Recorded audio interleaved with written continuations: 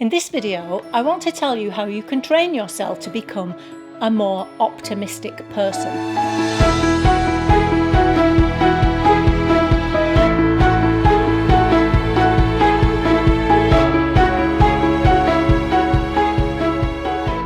Hi, my name's L Conroy. Welcome to Happy Stuff and Fluff, a channel for women over 50 who are getting happy and growing younger. If this is your first visit here, I'd very much like it if you'd consider joining us and subscribe, and remember to hit the notification bell so that you'll be notified when a new video comes out, which is once a week, usually on a Monday. That's our time together, so I'd love to have you with us. Okay, so it's been a few weeks and I've missed you and want a little bit of a chit-chat catch-up, which I'll do at the end of this video. I want to talk about optimism first, so if you want to stick around for a chit-chat, then do so, and we'll do that at the end. I thought optimism was a very good subject to come back to talk about. I know what you're thinking. It's been difficult for the most optimistic person, I guess, to remain optimistic through the last 3 months. However, it's possible to do. Let me just tell you what I mean by optimism. I'll put it up here. A sense of confidence about the future, a belief in positive outcomes where you expect that things will work out well.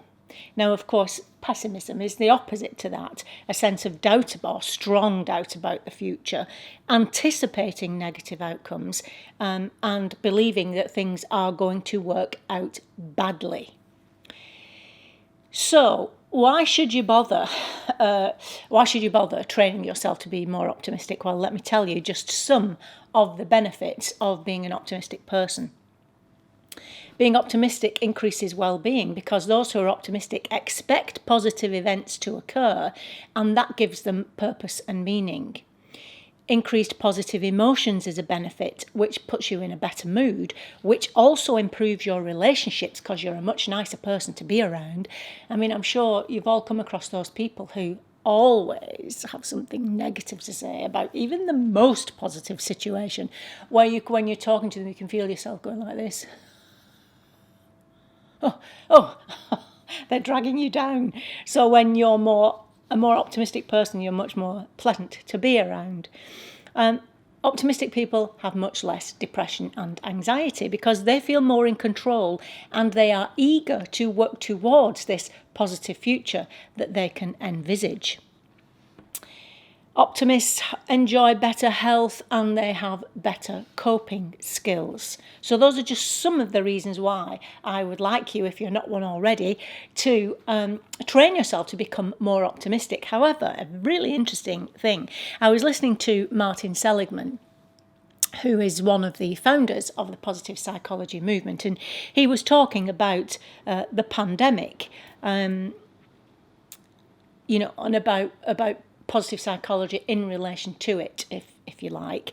And he was saying that studies have shown this, going through a pandemic, and I would say, or a tragic situation of any kind, it's more important to be in the moment and to try and have fun and be cheerful rather than try to be optimistic or force an unrealistic positivity.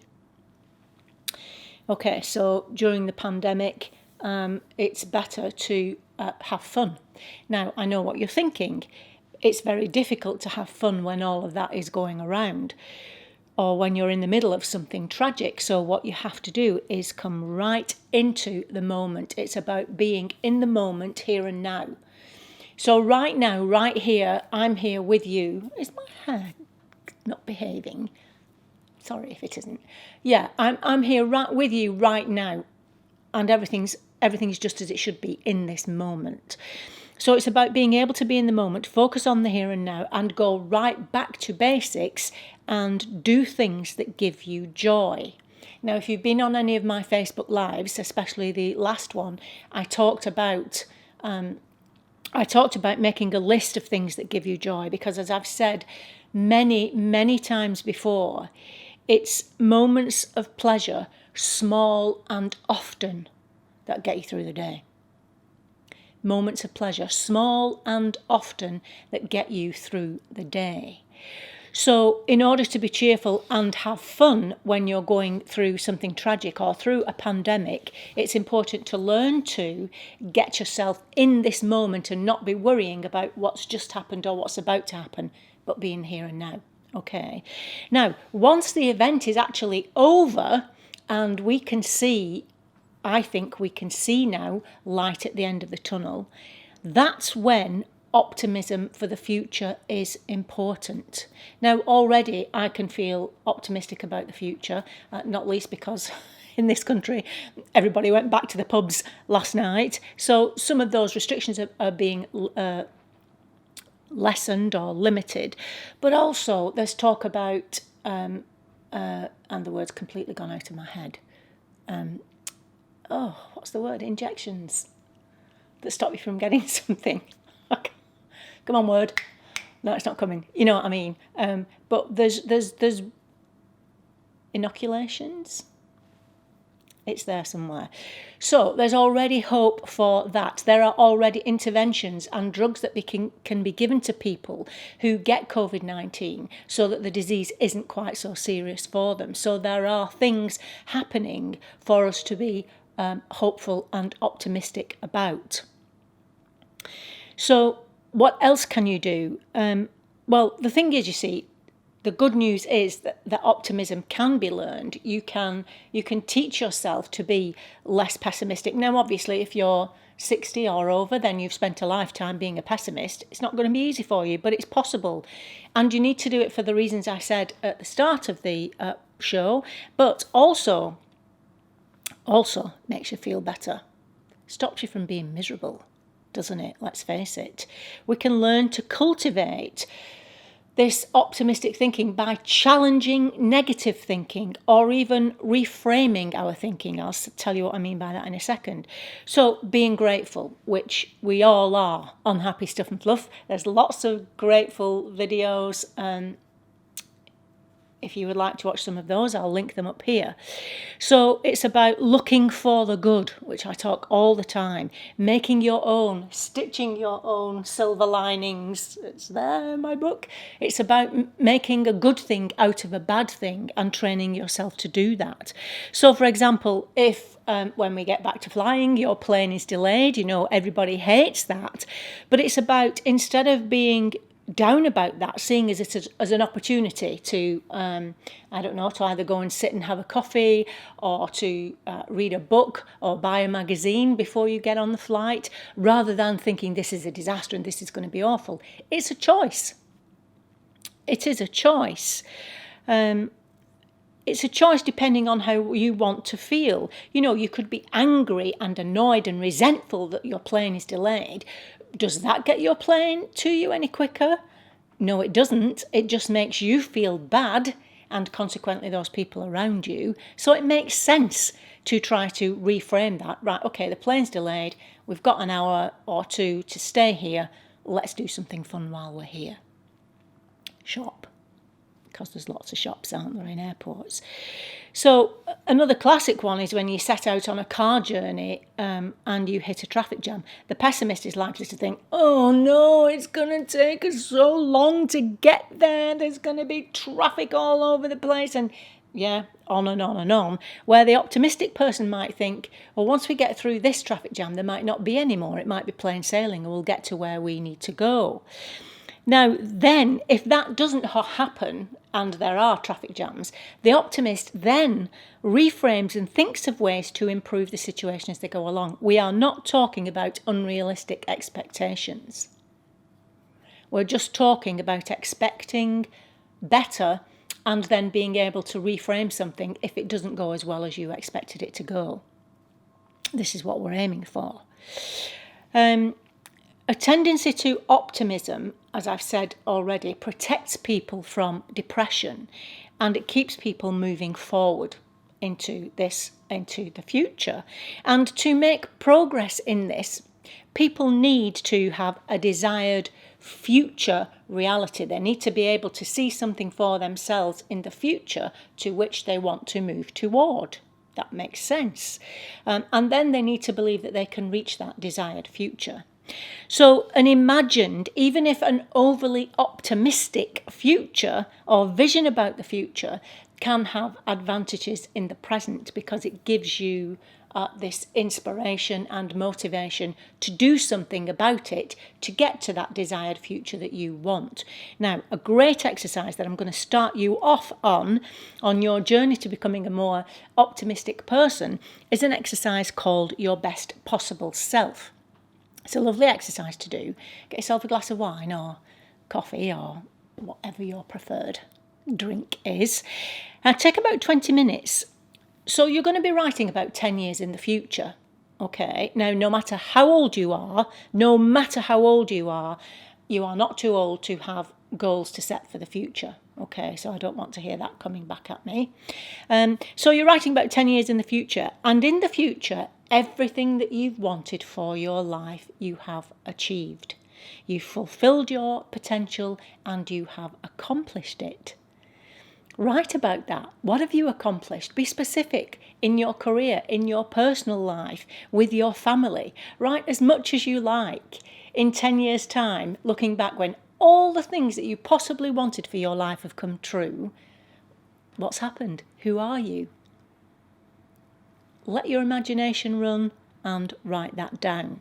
Now, when you've done that, now part of this exercise says to do this every day for 30 minutes. I'm not asking you to do that. I want you to do it once.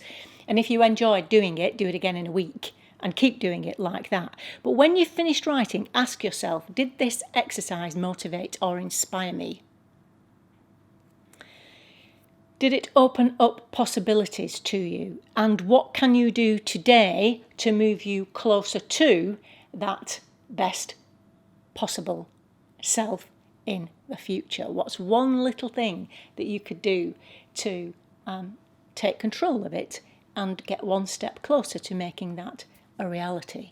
So what you're doing there, thinking about your best possible self, you're learning about yourself, of course, and what you want in life.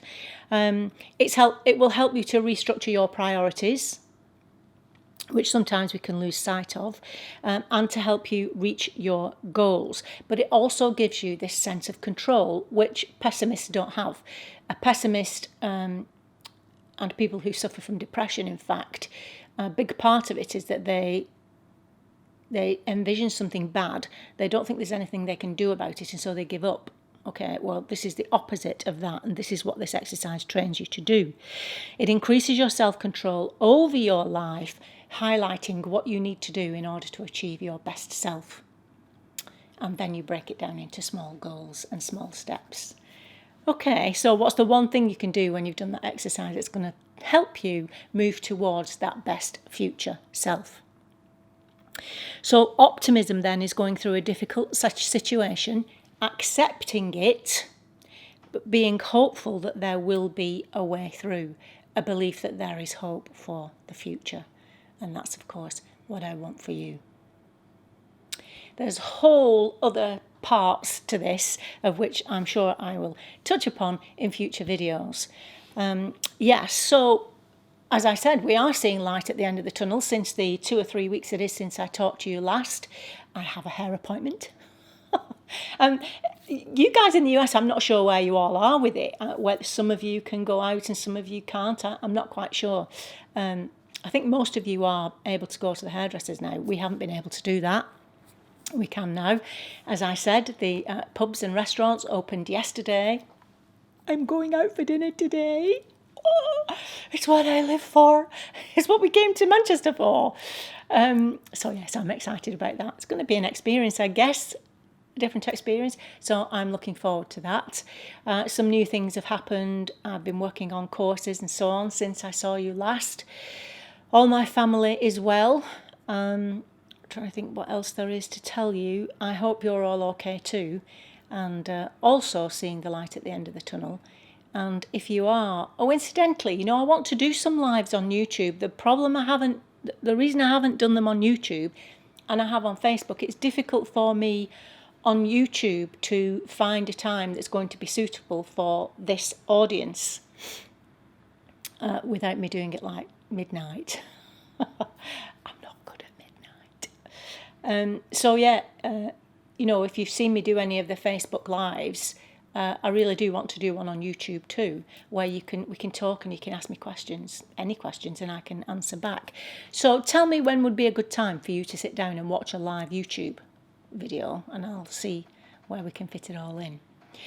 Okay, well, it's good to be back. You can see we're in a different environment. I do the Facebook Lives from here because it's actually easier to set up from this place. It's a little bit more busy. And I've still got Mr. Freud here. And yes, you will recognise this, those of you who've been with me a while. It's a Christmas decoration and it had Christmas baubles in it, but I love it so much I didn't want to take it down. So I took the Christmas baubles out and put some flowers in. I mean, it's in the bookshelf, it's on the bookshelf and it's book pages, so it blends in quite nicely, I think. But now I put flowers in for the summer instead of Christmas baubles. So that's why that's still there. Okay, that's it. Tell me in the comments, are you an optimist or a pessimist? Be honest, no judgment here. But now you've got some ideas about how you can start to train yourself to be more of an optimist. Okay, I'll see you next time. It's great to be back. I have missed you. Say hello and I'll see you next time. And until then, remember that on the Happy Stuff and Fluff, we are getting happy and growing younger. And I'll see you next time. Bye-bye.